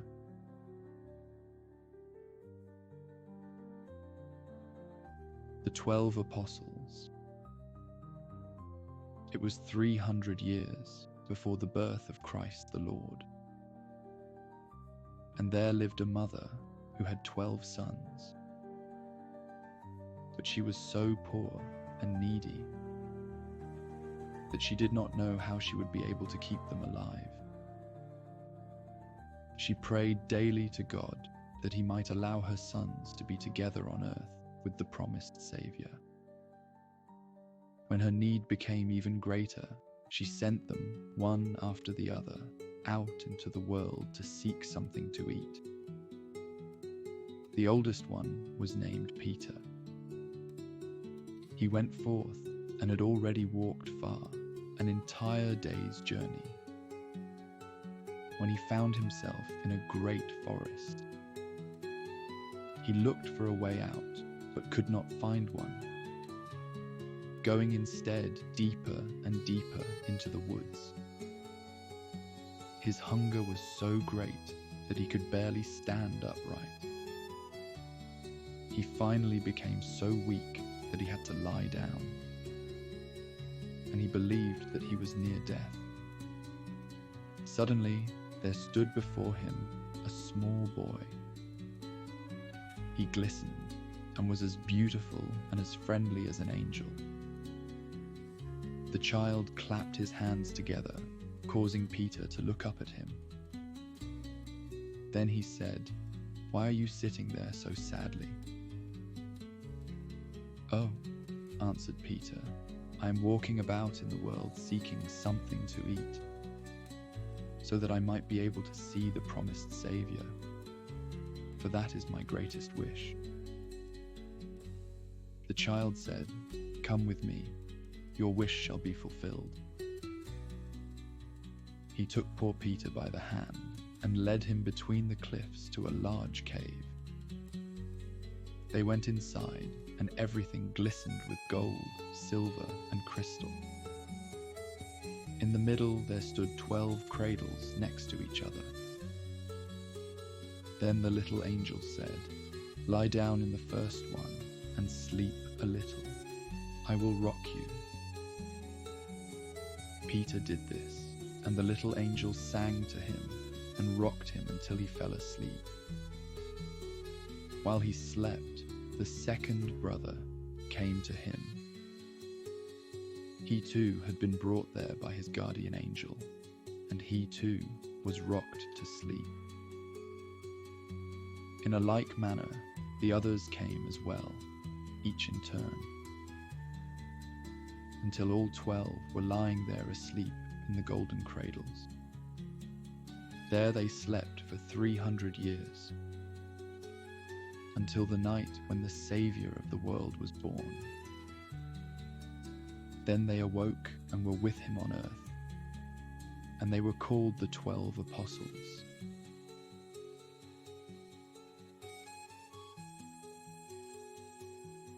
The gifts of the little folk. A tailor and a goldsmith were journeying together, when one evening, just as the sun had sunk behind the mountains, they heard the sound of distant music. It grew more and more distinct. It had a strange sound, but was so pleasing that they forgot their fatigue and walked speedily ahead. The moon had already risen when they arrived upon a hill. Here they viewed a large number of small men and women who were holding hands and dancing around and cheerfully singing with the greatest pleasure and happiness. That was the music that the wanderers had heard. An old man, somewhat larger than the others, sat in their midst. He wore a brightly coloured jacket, and his ice-grey beard hung down over his chest. Filled with amazement, the two wanderers stopped and watched the dance. The old man motioned to them that they too should join in, and the little people voluntarily opened their circle. The goldsmith, who had a hump on his back and, like all hunchbacks, was forward enough, stepped right up. The tailor was at first a little shy and held back, but as soon as he saw what fun it was, he too took heart and joined in. They closed the circle again, and the little people sang and danced wildly forth. However, the old man took a broad knife that had been hanging from his belt, sharpened it, and as soon as it was sufficiently sharpened, looked at the strangers. They were frightened, but they did not have to worry for long. The old man grabbed the goldsmith and with the greatest speed smoothly shaved off his beard and the hair from his head. Then the same thing happened to the tailor.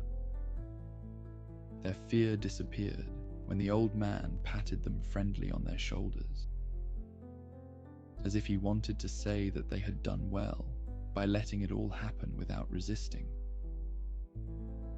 With his finger, he pointed toward a pile of coal that lay nearby, and indicated to them through gestures that they should fill their pockets with it. They both obeyed, although they did not know of what use the coal would be to them. Then they went on their way to seek out a place to spend the night. They had just arrived in the valley when the bell from a neighboring monastery struck 12. The singing ceased instantly. Everyone disappeared, and the hill lay in lonely moonlight. The two wanderers found shelter. Lying on beds of straw, they covered themselves with their jackets. They were so tired that they forgot to take the coal out of their pockets first. They were awakened earlier than normal by a heavy weight pressing down on their limbs. They reached into their pockets and could hardly believe their eyes when they saw that they were not filled with coal, but with pure gold. Further, their hair and their beards had also been fully restored. Now they were rich. However, the goldsmith had twice as much as the tailor, because, true to his greedy nature, he had filled his pockets better. However, much a greedy person has, he always wants more. So the goldsmith proposed to the tailor that they stay there another day, in order to be able to gain even more wealth from the old man on the mountain that evening. The tailor did not want to do this, and said, "I have enough, and am satisfied. I am going to become a master, marry my pleasant one, and be a happy man." However, to please the goldsmith, he agreed to stay one more day. That evening, the goldsmith hung several pockets over his shoulders, in order to be able to carry everything and set off for the hill. As had happened the night before, he found the little people dancing and singing. The old man shaved him smooth once again, and indicated that he should take some coal. Without hesitating, he packed away as much as his pockets would hold, and then happily returned home. Covering himself with his jacket, he said, "I can bear it if the gold presses down on me," with the sweet premonition that he would awaken tomorrow as a very rich man. He fell asleep. When he opened his eyes, he got up quickly in order to examine his pockets. How astounded he was that he pulled out nothing but black coal, however often he reached inside. "Anyway, I still have the gold from the night before," he thought, and reached for it. Horrified, he saw that it too had turned back into coal. He struck himself on the forehead with his grimy hand, and felt that his entire head was as bald and smooth as his beardless chin. Nor was that the end of his misfortune. Only now did he notice that in addition, the hump on his back, a second one of the same size, had grown onto his chest. Now he recognized the punishment for his greed and began to cry aloud. The good tailor, who had been awakened by all this, consoled the unhappy man as best he could, saying, "You were my traveling companion, and you can stay with me now, and live from my treasure." He kept his word, but the poor goldsmith had to bear 2 humps and cover his bald head with a cap, as long as he lived.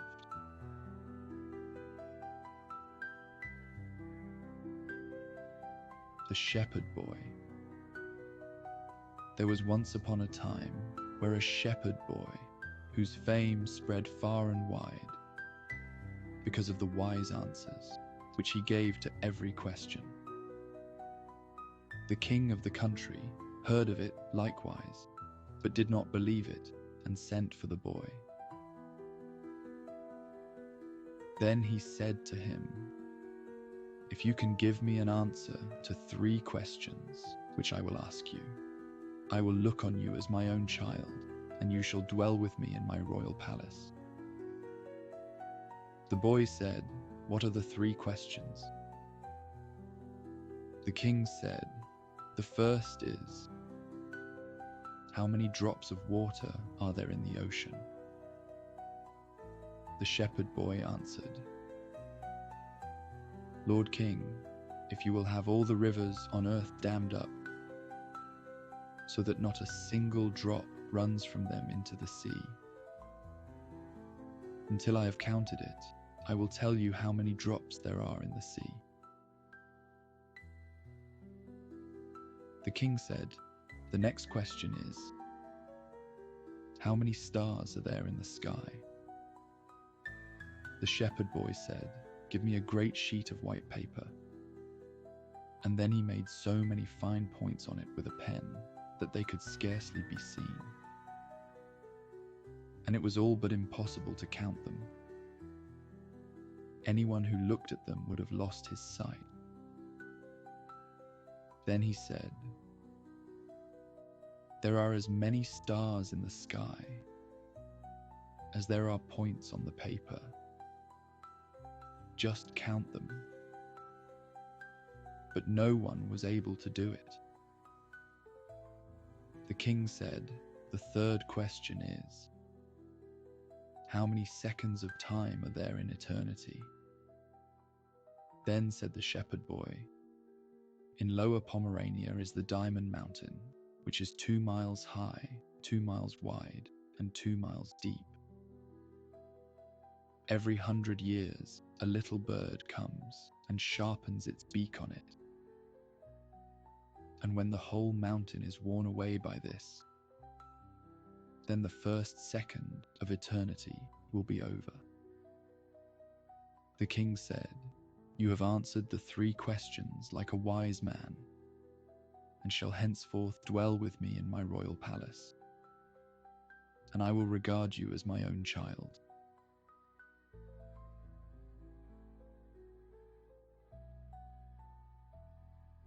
The Old Woman in the Woods. A poor servant girl was once travelling through a great forest with her master and mistress. When they were in the middle of it, robbers came out of the thicket and murdered everyone they found. Everyone perished except the girl, who in her fright had jumped out of the carriage and hidden herself behind a tree. After the robbers had taken their loot and departed, she came forth and saw the horrible disaster. She began to weep bitterly and said, "What can a poor girl like me do now? I do not know the way out of the woods. No human being lives here, so I'll most certainly starve to death."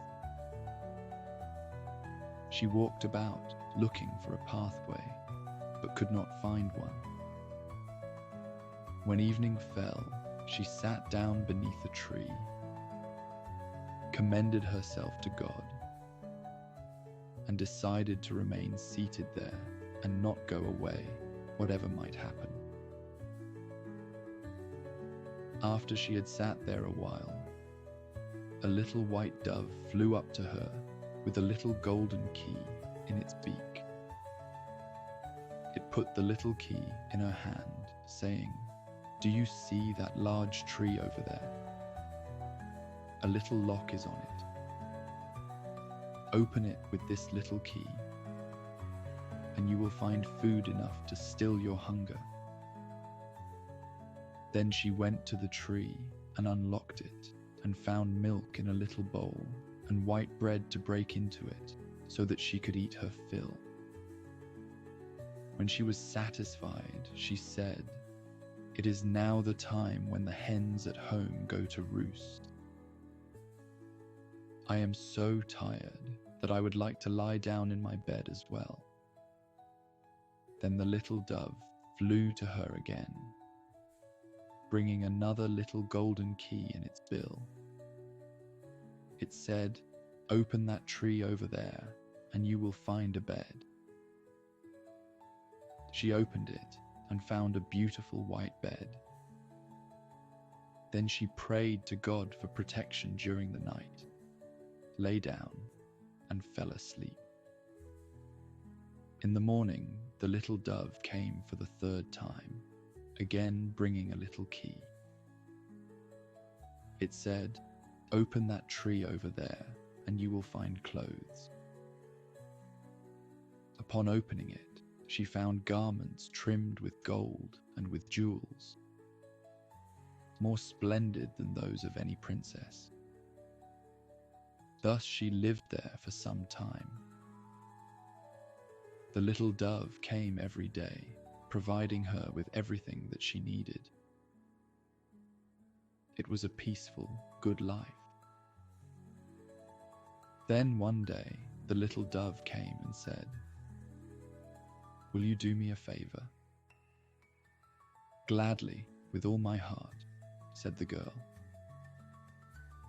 Then the little dove said, "I will lead you to a little house. Go inside, where an old woman will be sitting by the fireplace. She will say, 'Good day.' But on your life, do not answer her, in spite of whatever she might do. Pass by her on her right-hand side where there is a door. Open it, and you will enter into a room where there are all kinds of rings lying on a table. Some of these are some splendid ones with glistening stones. Leave them where they are and seek out a simple one which must be among them. Then bring it here to me as quickly as you can." The girl went to the little house and entered in at the door. An old woman was sitting there. When she saw the girl, she glared at her and said, "Good day, my child." The girl did not answer, but approached the door. "Where are you going?" cried the old woman, and grabbed her skirt, trying to hold her fast. She said, "This is my house, and no one can go in there if I do not want them to." But the girl said nothing, pulled away from her, and went directly into the room. On the table, there was an enormous quantity of rings, which glistened and glittered before her eyes. She stirred through them, looking for the simple one, but she could not find it. While she was thus seeking, she saw the old woman sneak by, trying to make off with a bird cage which she had in her hand. The girl went up to her and took the cage out of her hand. Lifting it up and looking inside it, she saw a bird with the simple ring in its beak.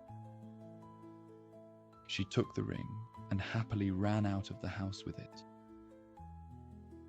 She thought that the little white dove would come and get the ring, but it did not. Then she leaned against a tree, determined to wait for the dove. As she stood there, it seemed that the tree was becoming soft and flexible, and was letting its branches down. Suddenly, the branches wrapped themselves around her and had become two arms. Looking around, she saw that the tree had turned into a handsome man who hugged her. He said, "You have delivered me from the power of the old woman, who is a wicked witch. She had turned me into a tree, and for a few hours every day I was a white dove. As long as she possessed the ring, I could not regain my human form."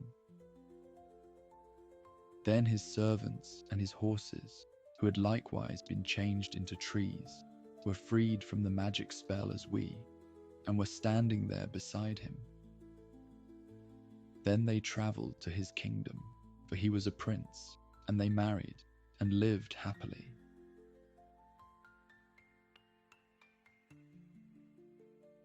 The Goose Girl at the Well. There was once upon a time a very old woman who lived with her flock of geese in a remote clearing in the mountains, and there had a little house. The clearing was surrounded by a large forest, and every morning the old woman took her crutch and hobbled into it. There, however, she was quite active, more so than anyone would have thought considering her age. She collected grass for her geese, picked all the wild fruit she could reach, and carried everything home on her back. Anyone would have thought that the heavy load would have weighed her to the ground, but she always brought it safely home. If anyone met her, she greeted them quite courteously. "Good day, dear countryman. It is a fine day." "Ah, you wonder that I should drag grass about, but everyone must take their burden on their back." Nevertheless, people did not like to meet her if they could help it, and took by preference a roundabout way to avoid her. When a father with his boys passed her, he whispered to them, "Beware of the old woman. She has claws beneath her gloves. She is a witch." One morning, a handsome young man was going through the forest. The sun shone bright, the birds sang. A cool breeze crept through the leaves, and he was full of joy and gladness. He had as yet met no one when he suddenly perceived the old witch kneeling on the ground cutting grass with a sickle. She had already thrust a whole load into her bundle, and near it stood two baskets, which were filled with wild apples and pears. He approached the old woman. "But good little mother," said he, "how can you carry all that away?" "I must carry it, dear sir," answered she. "Rich folks' children have no need to do such things. But with the peasant folk the saying goes, 'Don't look behind you. You will only see how crooked your back is.' Will you help me?" she said, as he remained standing by her. "You have still a straight back and young legs. It would be a trifle to you. Besides, my house is not so very far from here. It stands there on the heath behind the hill. How soon you would bound up thither." The young man took compassion on the old woman. "My father is certainly no peasant," replied he, "but a rich count. Nevertheless, that you may see that it is not only peasants who can carry things, I will take your bundle." "If you will try it," said she, "I shall be very glad. You will certainly have to walk for an hour. But what will that matter to you? Only you must carry the apples and pears as well." The young man felt somewhat uneasy when he heard of an hour's walk, but the old woman would not let him off, packed the bundle on his back, and hung the 2 baskets on his arm. "See, it is quite light," said she. "No, it is not light," answered the Count, and pulled a rueful face. "Verily, the bundle weighs as heavily as if it were full of cobblestones, and the apples and pears are as heavy as lead. I can scarcely breathe." He had a mind to put everything down again, but the old woman would not allow it. "Just look," said she mockingly. "The young gentleman will not carry what I, an old woman, have so often dragged along. You are ready with fine words, but when it comes to be earnest, you want to take to your heels. Why are you standing loitering there?" She continued, "Step out. No one will take the bundle off again." As long as he walked on level ground, it was still bearable. But when they came to the hill and had to climb, and the stones rolled down under his feet as if they were alive, it was beyond his strength. Drops of sweat stood on his forehead and ran, hot and cold, down his back. "Mother," said he, "I can go no farther. I want to rest a little." "Not here," answered the old woman. "When we have arrived at our journey's end, you can rest. But now you must go forward. Who knows what good it may do you?"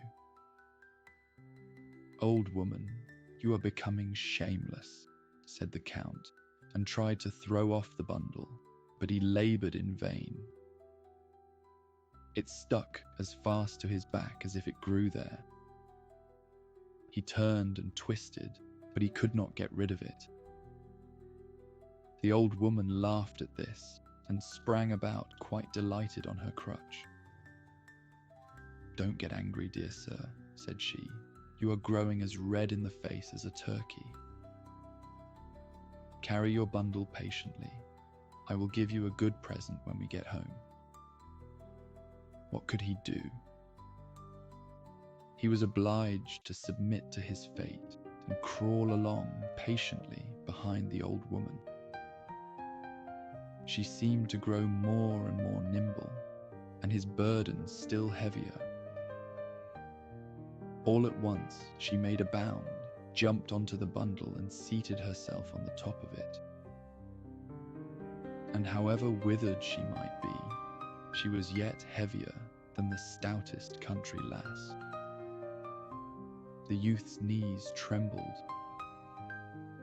but when he did not go on, the old woman hit him about the legs with a switch and with stinging nettles. Groaning continually, he climbed the mountain and at length reached the old woman's house when he was just about to drop. When the geese perceived the old woman, they flapped their wings, stretched out their necks, ran to meet her, cackling all the while. Behind the flock walked, stick in hand, an old wench, strong and big, but ugly as night. "Good mother," said she to the old woman, "has anything happened to you? You have stayed away so long." "By no means, my dear daughter," answered she. "I have met with nothing bad, but on the contrary, with this kind gentleman who has carried my burden for me. Only think, he even took me on his back when I was tired.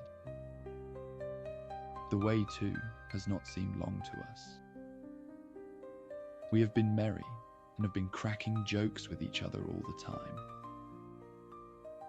At last, the old woman slid down, took the bundle off the young man's back and the baskets from his arm, looked at him quite kindly, and said, 'Now seat yourself on the bench before the door and rest.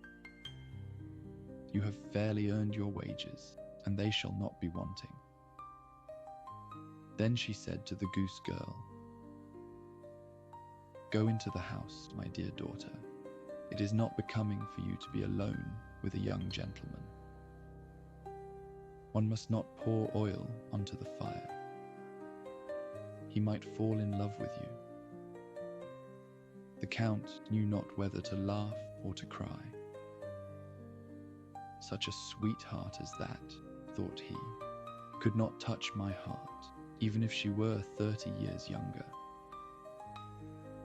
In the meantime, the old woman stroked and fondled her geese as if they were children, and then went into the house with her daughter. The youth lay down on the bench under a wild apple tree. The air was warm and mild. On all sides stretched a green meadow, which was set with cowslips, wild thyme, and 1,000 other flowers. Through the midst of it rippled a clear brook on which the sun sparkled, and the white geese went walking backwards and forwards, or paddled in the water. "It is quite delightful here," said he, "but I'm so tired that I cannot keep my eyes open. I will sleep a little. If only a gust of wind does not come and blow my legs off my body, for they are as rotten as tinder." When he had slept a little while, the old woman came and shook him till he awoke. "Sit up," said she, "you cannot stay here. I have certainly treated you ill enough. Still, it has not cost you your life. Of money and land you have no need. Here is something else for you." Thereupon she thrust a little box into his hand, which was cut out of a single emerald. "Take great care of it," said she. "It will bring you good fortune." The Count sprang up, and as he felt that he was quite fresh and had recovered his vigour, he thanked the old woman for her present and set off without even once looking back at the beautiful daughter. When he was already some way off, he still heard in the distance the noisy cry of the geese. For 3 days, the Count had to wander in the wilderness before he could find his way out. He then reached a large town, and as no one knew him, he was led into the royal palace, where the king and queen were sitting on their throne. The Count fell on one knee, drew the emerald box out of his pocket, and laid it at the queen's feet. She bade him rise and hand her the little box. Hardly, however, had she opened it and looked therein than she fell as if dead to the ground. The Count was seized by the king's servants and was being led to prison when the queen opened her eyes and ordered them to release him, and everyone was to go out as she wished to speak with him in private. When the queen was alone, she began to weep bitterly and said, "Of what use to me are the splendors and honors with which I am surrounded? Every morning I awake in pain and sorrow. I had 3 daughters, the youngest of whom was so beautiful that the whole world looked on her as a wonder. She was as white as snow, as rosy as apple blossom, and her hair as radiant as sunbeams. When she cried, not tears fell from her eyes, but pearls and jewels only. When she was 15 years old, the king summoned all 3 sisters to come before his throne. You should have seen how all the people gazed when the youngest entered. It was just as if the sun were rising. Then the king spoke. "My daughters, I know not when my last day may arrive. I will today decide what each shall receive at my death. You all love me, but the one of you who loves me best shall fare the best." Each of them said she loved him best. "Can you not express to me," said the king, "how much you do love me, and thus I shall see what you mean." The eldest spoke. "I love my father as dearly as the sweetest sugar." The second, "I love my father as dearly as my prettiest dress." But the youngest was silent. Then the father said, "And you, my dearest child, how much do you love me?" "I do not know, and can compare my love with nothing." But her father insisted that she should name something. So she said at last, "The best food does not please me without salt. Therefore I love my father like salt." When the king heard that, he fell into a passion and said, "If you love me like salt, your love shall also be repaid you with salt." Then he divided the kingdom between the two elder, but caused a sack of salt to be bound on the back of the youngest. And 2 servants had to lead her forth into the wild forest. "We all begged and prayed for her," said the queen, "but the king's anger was not to be appeased. How she cried when she had to leave us. The whole road was strewn with the pearls which flowed from her eyes." The king soon afterwards repented of his great severity and had the whole forest searched for the poor child, but no one could find her. When I think that the wild beasts have devoured her, I know not how to contain myself for sorrow. Many a time I console myself with the hope that she is still alive, and may have hidden herself in a cave, or has found shelter with compassionate people. But picture to yourself, when I opened your little emerald box, a pearl lay therein of exactly the same kind as those which used to fall from my daughter's eyes. And then you can also imagine how the sight of it stirred my heart. You must tell me how you came by that pearl." The count told her that he had received it from the old woman in the forest, who had appeared very strange to him, and must be a witch. But he had neither seen nor heard anything of the queen's child. The king and the queen resolved to seek out the old woman. They thought that there where the pearl had been, they would obtain news of their daughter. The old woman was sitting in that lonely place at her spinning wheel spinning. It was already dusk, and a log which was burning on the hearth gave a scanty light. All at once there was a noise outside. The geese were coming home from the pasture and uttering their hoarse cries. Soon afterwards the daughter also entered. But the old woman scarcely thanked her, and only shook her head a little. The daughter sat down beside her, took her spinning wheel, and twisted the threads as nimbly as a young girl. Thus they both sat for 2 hours and exchanged never a word. At last something rustled at the window, and 2 fiery eyes peered in. It was an old night owl, which cried "hoot" 3 times. The old woman looked up just a little, then she said, "Now, my little daughter, it is time for you to go out and do your work." She rose and went out, and where did she go? Over the meadows, ever onward into the valley.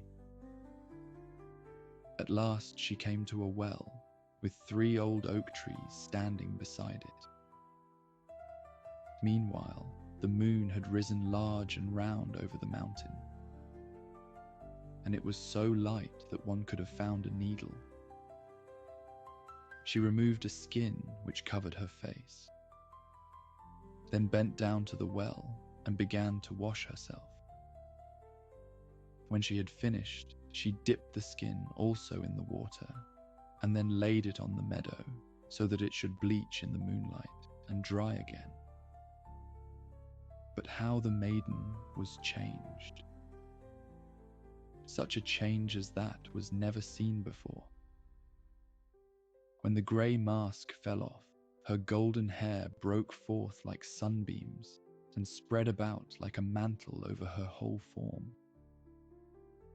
Her eyes shone out as brightly as the stars in heaven, and her cheeks bloomed a soft red like apple blossom.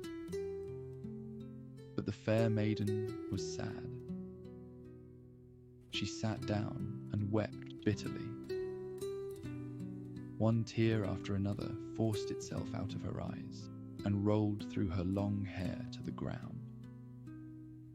There she sat and would have remained sitting a long time, if there had not been a rustling and cracking in the boughs of the neighbouring tree. She sprang up like a roe which has been overtaken by the shot of the hunter. Just then the moon was obscured by a dark cloud, and in an instant the maiden had put on the old skin and vanished like a light blown out by the wind. She ran back home, trembling like an aspen leaf. The old woman was standing on the threshold, and the girl was about to relate what had befallen her. But the old woman laughed kindly and said, "I already know all." She led her into the room and lighted a new log. She did not, however, sit down to her spinning again, but fetched a broom and began to sweep and scour. "All must be clean and sweet," she said to the girl. "But mother," said the maiden, "why do you begin work at so late an hour? What do you expect?" "Do you know then what time it is?" asked the old woman. "Not yet midnight," answered the maiden, "but already past 11 o'clock. "Do you not remember," continued the old woman, "that it is 3 years today since you came to me? Your time is up. We can no longer remain together." The girl was terrified and said, "Alas, dear mother, will you cast me off? Where shall I go? I have no friends and no home to which I can go. I have always done as you bade me, and you have always been satisfied with me. Do not send me away." The old woman would not tell the maiden what lay before her. "My stay here is over," she said to her. "But when I depart, house and parlour must be clean. Therefore do not hinder me in my work. Have no care for yourself, you shall find a roof to shelter you. And the wages which I will give you shall also content you. But tell me what is about to happen." The maiden continued to entreat. "I tell you again, do not hinder me in my work. Do not say a word more. Go to your chamber, take the skin off your face, and put on the silken gown which you had on when you came to me. And then wait in your chamber until I call you. But I must once more tell of the king and queen, who had journeyed forth with the count in order to seek out the old woman in the wilderness. The count had strayed away from them in the wood by night and had to walk onwards alone. Next day, it seemed to him that he was on the right track. He still went forward until darkness came on. Then he climbed a tree, intending to pass the night there, for he feared that he might lose his way. When the moon illumined the surrounding country, he perceived a figure coming down the mountain. She had no stick in her hand, but yet he could see that it was the Goose girl, whom he had seen before in the house of the old woman. "Oh ho," cried he, "there she comes. And if I once get hold of one of the witches, the other shall not escape me." But how astonished he was when she went to the well, took off the skin, and washed herself, when her golden hair fell down all about her, and she was more beautiful than anyone whom he had ever seen in the whole world. He hardly dared to breathe, but stretched his head as far forward through the leaves as he could, and stared at her. Either he bent over too far, or whatever the cause might be, the bough suddenly cracked, and that very moment the maiden slipped into the skin, sprang away like a roe, and as the moon was suddenly covered, disappeared from his sight. Hardly had she disappeared before the Count descended from the tree and hastened after her with nimble steps. He had not been gone long before he saw in the twilight two figures coming over the meadow. It was the king and queen, who had perceived from a distance the light shining in the old woman's little house, and were going to it. The Count told them what wonderful things he had seen by the well, and they did not doubt that it had been their lost daughter. They walked onwards full of joy, and soon came to the little house. The geese were sitting all round it, and had thrust their heads under their wings, and were sleeping, and not one of them moved. The king and queen looked in at the window, where the old woman was sitting quite quietly spinning, nodding her head and never looking round. The room was perfectly clean, as if the little mist men who carry no dust on their feet lived there. Their daughter, however, they did not see.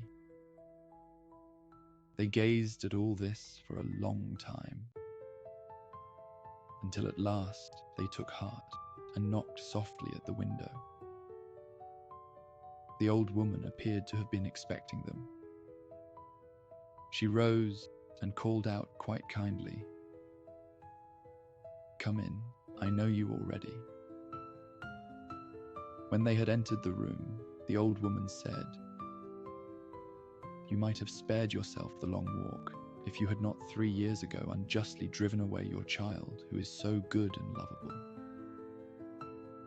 No harm has come to her. For 3 years she has had to tend the geese. With them she has learnt no evil, but has preserved her purity of heart. You, however, have been sufficiently punished by the misery in which you have lived." Then she went to the chamber and called, "Come out, my little daughter." Thereupon the door opened, and the princess stepped out in her silken garments, with her golden hair and her shining eyes, and it was as if an angel from heaven had entered. She went up to her father and mother, fell on their necks and kissed them. There was no help for it. They all had to weep for joy. The young count stood near them, and when she perceived him, she became as red in the face as a moss rose. She herself did not know why. The king said, "My dear child, I have given away my kingdom. What shall I give you?" "She needs nothing," said the old woman. "I give her the tears that she has wept on your account. They are precious pearls, finer than those that are found in the sea, and worth more than your whole kingdom. and I give her my little house as payment for her services." When the old woman had said that, she disappeared from their sight. The walls rattled a little, and when the king and queen looked round, the little house had changed into a splendid palace. A royal table had been spread, and the servants were running hither and thither. The story goes still further, but my grandmother, who related it to me, had partly lost her memory and had forgotten the rest. I shall always believe that the beautiful princess married the count, and that they remained together in the palace and lived there in all happiness so long as God willed it. Whether the snow-white geese, which were kept near the little hut, were verily young maiden, no one need take offence, whom the old woman had taken under her protection. And whether they now received their human form again, and stayed as handmaids to the young queen, I do not exactly know, but I suspect it. This much is certain, that the old woman was no witch, as people thought, but a wise woman who meant well. Very likely it was she who, at the princess's birth, gave her the gift of weeping pearls instead of tears. That does not happen nowadays, or else the poor would soon become rich.